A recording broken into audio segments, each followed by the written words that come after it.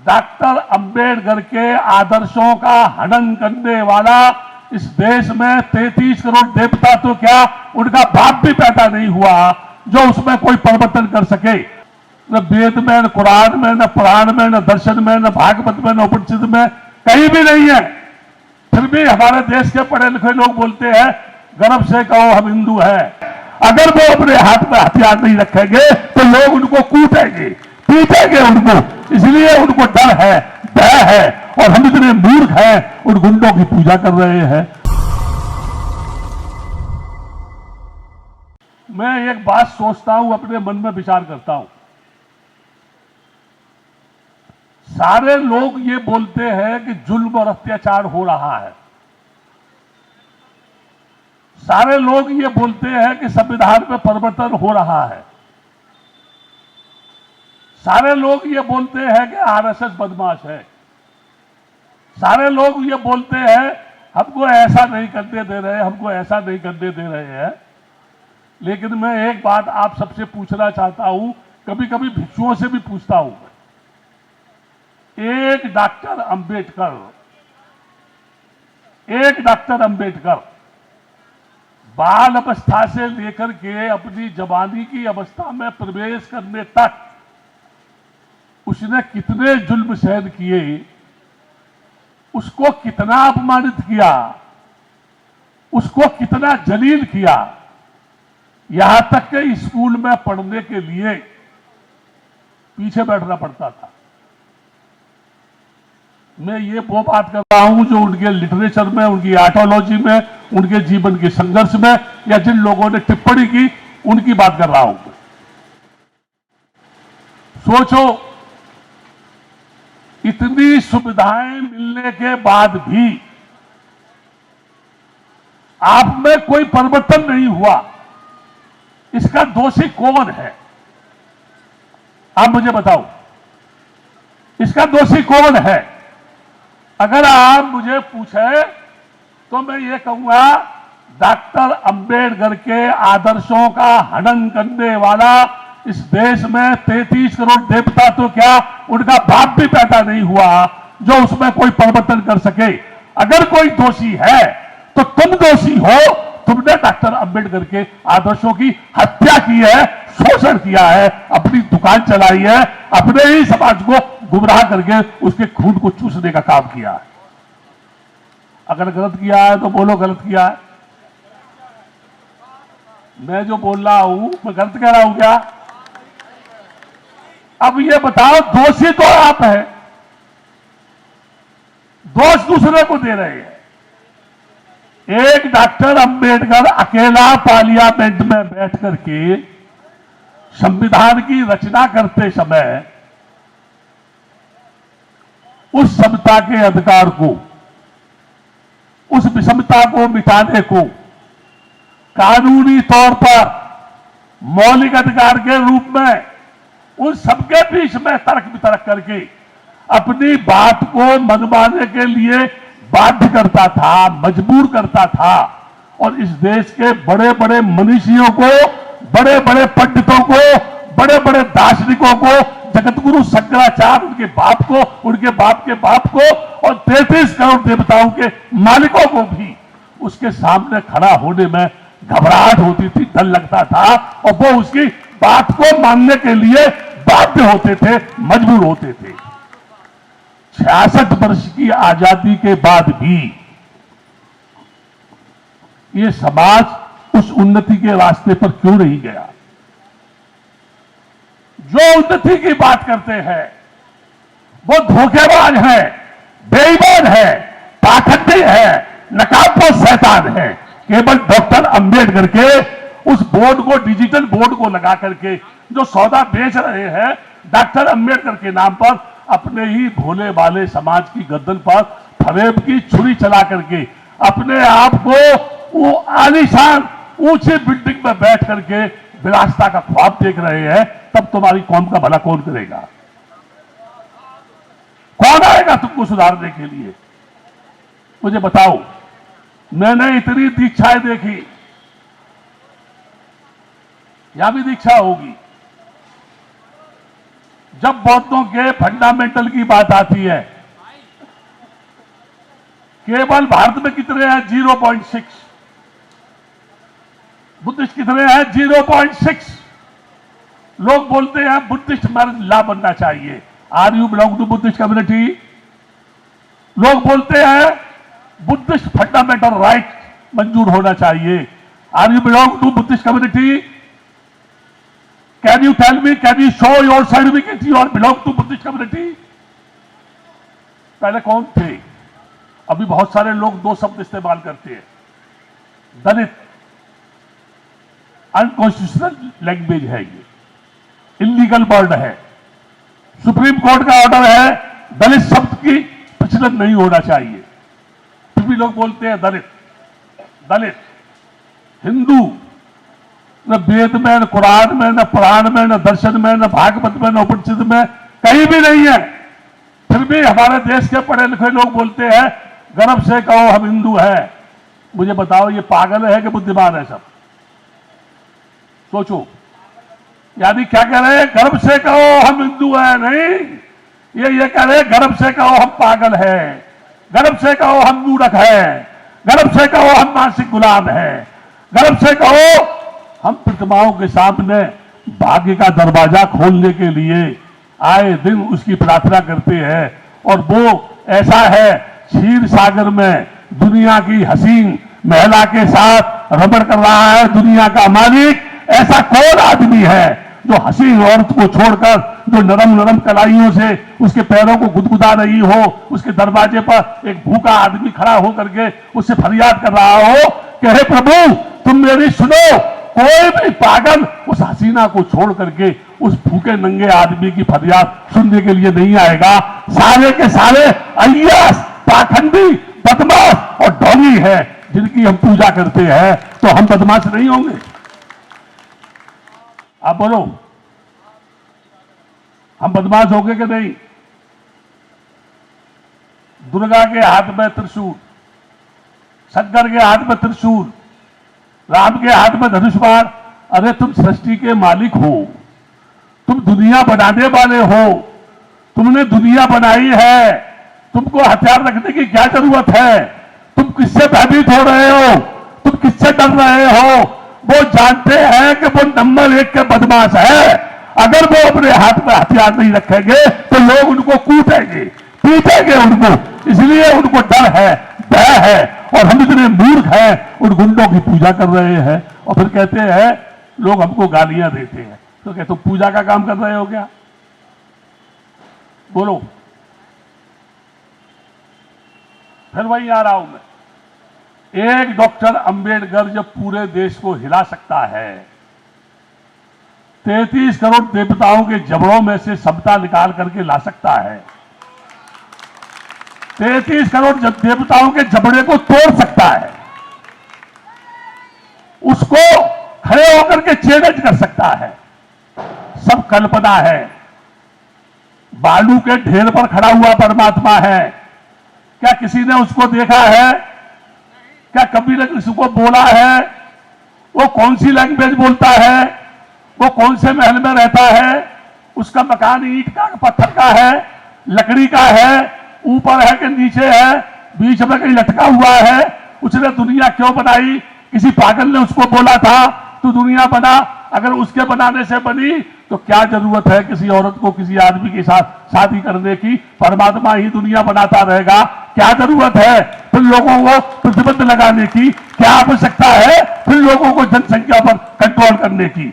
हाँ, ये देश मूर्खों का देश है, ये देश मूर्खों का देश है, ये देश पागलों का देश है, ये देश ढोंगियों का देश है, ये देश मक्कारों का देश है, ये देश लुच्चों का देश है, ये देश नफंगों का देश है। आप कहेंगे क्यों? बहुत बुरी बुरी बात कहता हूं मैं, और लोगों से कहता हूं मैं तो मरना चाहता हूं, मौत के लिए जगह ढूंढ रहा हूं, कहीं मुझे जगह दे दो थोड़ी सी। कोई मारना भी नहीं चाहता मेरे को। मैं कहता हूं मैं तो मरूंगा, लेकिन तेरे कुटुंब का सर्वनाश हो जाएगा। मुझे तो मौत आएगी, आज नहीं आएगी तो कल आएगी। इसलिए भिक्षुओं से कहता मंचों पर खड़े होकर गाल बजाने के बजाय समाज के बीच में जाओ, भूखे नंगे लोगों के बीच में जाओ, तब तुम्हें एहसास होगा कि भूखे आदमी की तरफ क्या है, उसके साथ अपमान क्यों होता है, उसकी बेटी की बेइज्जती क्यों की जाती है, उसको नंगा क्यों खींचा जाता है। इसीलिए क्योंकि हम में यूनिटी नहीं है, इसीलिए हम में संगठन नहीं है, इसीलिए हम में पावर नहीं है, इसीलिए हम में ताकत नहीं है। हम भी एक दूसरे को गाली दे रहे हैं। हम बोलते हैं वो बदमाश, वो कहता है वो बदमाश, कोई कहता है वो राष्ट्रीय नेता है, कोई कहता है वो आरएसएस की गोद में बैठा है, कोई कहता है वो ढोंगी है, कोई कहता है वो धोखा दे रहा है। मैं ये कह रहा हूं कोई ढोंगी कोई धोखेबाज नहीं है, हम सबके सब बदमाश हैं और अपनी बदमाशी को छिपा रहे हैं और दूसरे के ऊपर आरोप लगा रहे हैं। या तो हम ईमानदारी से अपनी बदमाशी से मुक्त हो जाएं तो कब वो बदमाश दिखाई देगा। हर लड़की शर्माती है, डरती है, कोई चाकू दिखा दे उसका ऐसा मत करो मुझको, जो है नरचंडी क्यों नहीं बनती है, मां काली क्यों नहीं बन जाती है। उस महाकाली की पूजा कर रही है, खुद महाकाली बन जा, लोग तेरी पूजा करेंगे। बन तो सही, बनना नहीं चाहती है, 1 घंटे अपने आप को सजाने में लगाती है, 1 घंटे। मैं सोचता हूं, जरा कड़वी लगेगी मेरी बात, कोई बात नहीं है, गाली आप भी देना मुझको, मुझे कोई तकलीफ नहीं है। 1 घंटा अपने को सजाने में लगाती है, जबकि डॉक्टर अंबेडकर 18 घंटे पढ़ता था, वो अपने को सजाता नहीं था। जब 1 घंटा अपने को सजाने में लगाती है तो 5 मिनट में उस सजाई हुई सुंदरता को धो करके नाली में बहा देती है, तो 1 घंटे सजाने से फिर फायदा क्या है। बोलो, बात मत करो, मैं बात नहीं चाहता, प्लीज बात मत करो। मैं एक बात बोल रहा हूं आपसे, डॉक्टर अंबेडकर ने कोई खूनी संघर्ष किया? हाँ करो या ना। डॉक्टर अंबेडकर ने कभी तलवार चलाई? डॉक्टर अंबेडकर ने कभी युद्ध करने के लिए बोला? केवल कलम चलाई, कलम। हम कलम के महत्व को नहीं समझ पाए। बुद्ध के आके आंदोलन में रह करके मैंने बहुत सारा अनुभव किया, आज भी अनुभव कर रहा हूं, मैं सीख रहा हूं, मैं घूमता हूं लोगों के बीच में, सीखता हूं मैं। और एक बात सीखता हूं मैं, शिक्षा के लिए जितने साधन उपलब्ध कराएंगे आपके बच्चे वेल एजुकेटेड नहीं हो पाएंगे। उसमें सुविधा की आवश्यकता नहीं है, उसमें पढ़ने की आवश्यकता है। आरक्षण खत्म कर दो। अगर तुम इंटेलिजेंट हो, तुम पढ़े लिखे हो, तुम में बुद्धि है, तुम में दिमाग है, डॉक्टर अंबेडकर की फिलॉसफी को तुमने जान लिया है, बुद्ध के ज्ञान को तुमने समझ लिया है, तुम अकेले ही इस पूरे देश को हिला सकते हो। तुम्हारे अंदर वो पावर है, लेकिन तुम अपने आप को मानसिक गुलाम समझ बैठे हो। दुनिया का वो मालिक है, वो मेरे जीवन का कल्याण करेगा। अरे तुमसे ज्यादा मूर्ख कौन होगा?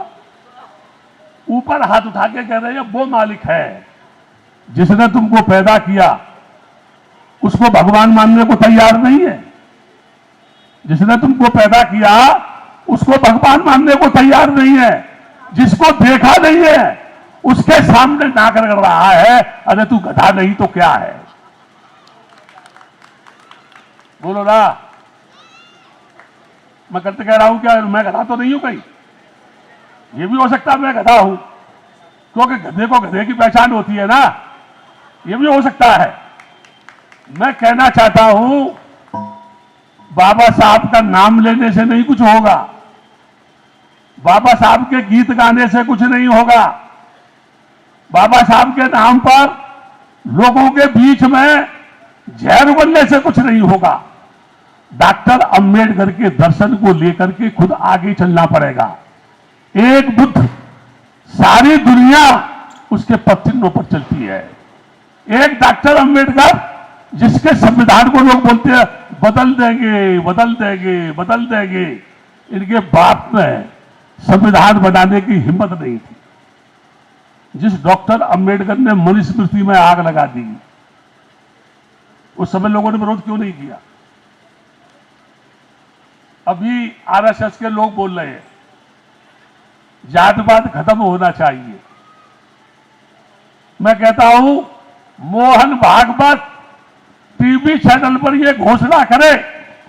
मोहन भागवत क्या कह रहा हूं सुनो, कि भारत की धरती पर जो भी धार्मिक ग्रंथ, चाहे उपनिषद हो, गीता हो, भागवत हो, रामायण हो, पुराण हो, दर्शन हो, जो भी मानव समाज को टुकड़ों में बांटते हैं, जो मानव को मानसिक गुलाम बनाते हैं, जिनसे देश में ऊंच नीच बढ़ती है, जो नारी की अस्पत को लूटने का संदेश देते हैं, मोहन भागवत कहे उन सारे धार्मिक ग्रंथों को पार्लियामेंट के सामने कैरोसिन का तेल डालकर मैं आग लगाऊंगा। मैं कहूंगा निश्चित रूप से आरएसएस की लोग पूजा करेंगे। करेंगे ना? उसका नाम क्या है? राष्ट्रीय स्वयंसेवक संघ। वो राष्ट्रीय स्वयंसेवक संघ नहीं है, बदमाशों का संघ है, लुटेरों का संघ है। ये मैं क्यों बोल रहा था आपसे? जिस पुष्पमित्र शुंग ने भिक्षुओं का कत्लेआम किया, जिस पुष्पमित्र शुंग ने भिक्षुओं का कत्लेआम किया, तमाम स्तूपों को नष्ट किया, उसको ब्राह्मण संस्कृति के लोगों ने क्या किया मालूम है? मर्यादा पुरुषोत्तम राम बना दिया। और उस मर्यादा पुरुषोत्तम राम साकेत में, बौद्धों की नगरी में, बौद्धों की छाती पर लोहा खड़ा करके मर्यादा पुरुषोत्तम राम का मंदिर बना दिया। अभी मैं वर्तमान देश के प्रधानमंत्री से अपील कर रहा हूं, आपके सभी चैनलों के माध्यम से, ये देश के न्यायप्रिय प्रधानमंत्री, ये इस देश के सबका साथ, सबका विकास, सबका विश्वास लेकर के बात करने वाला प्रधानमंत्री, दुनिया में जाकर के ये कहने वाला प्रधानमंत्री कि मैं बुद्ध की धरती से आया हूं, तूने, तेरी सत्ता के मद में तेरे मंत्रियों ने, संतरियों ने, शंकराचार्यों ने साकेत में मर्यादा पुरुषोत्तम राम के मंदिर को बौद्धों की छाती पे खड़ा कर दिया, ये कहकर के कि राम विष्णु के अवतार थे। बोलो no talk please, no talk please. वो जो है उसको मंदिर खड़ा कर दिया,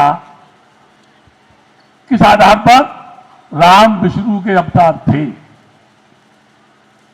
मैं कह रहा हूं, ये देश के कर्णधारों, संविधान की चौखट को चूमने वाले लोगों, संविधान के गीत गाने वाले लोगों, चाय बेचने वाले प्रधानमंत्री जो कहता था बाबा का संविधान ने मुझे प्रधानमंत्री बनाया, उस प्रधानमंत्री से कह रहा हूं, ए प्रधानमंत्री, तूने राम को यानी विष्णु का अवतार बता करके बौद्धों की छाती पर मर्यादा पुरुषोत्तम राम का मंदिर खड़ा कर दिया, तो क्या तू बुद्ध के आके महाबोधि विहार को ट्रस्ट बना करके बौद्धों के हवाले करेगा?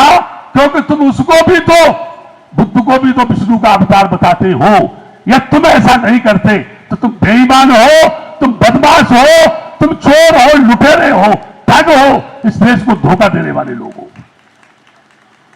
ये मैं आरोप नहीं लगा रहा, मैं न्याय की बात कर रहा हूं। और आपके चैनल से पूरे देश के यादव वंश के लोगों से, सूर्य वंश के लोगों से, क्षत्रिय वंश के लोगों से एक बात कह रहा हूं,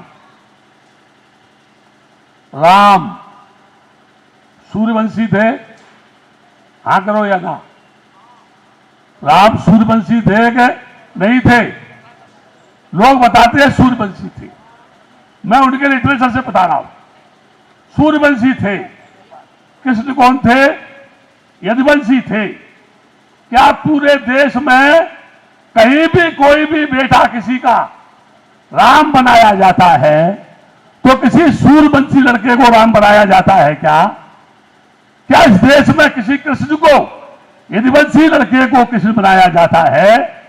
तो इन बदमाशों से पूछो, वो पैदा हमारे खानदान में हुआ तो ब्राह्मण राम कैसे बनेगा, ब्राह्मण कृष्ण कैसे बनेगा? इससे ज्यादा बदमाशी और ब्राह्मणों की कोई हो सकती है क्या? मैं ज्यादा नहीं कहना चाहता, इतने पर ही चिंतन करना, इतने पर ही मनन करना। और तुमसे तो सिर्फ एक ही बात कहता हूं, उठो, एक बार मिट जाओ।